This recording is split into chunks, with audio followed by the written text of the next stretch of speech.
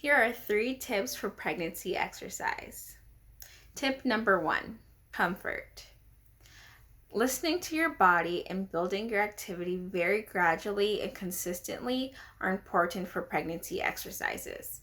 Risk of falling is higher during pregnancy, so impact exercise or movement requiring some coordination or proprioception should be avoided if you didn't do it before.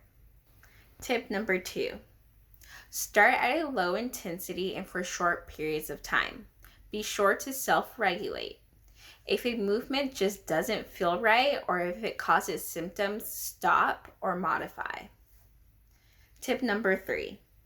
Daily pelvic floor and core connection exercises along with walking are always going to be beneficial and safe as a pregnancy exercise.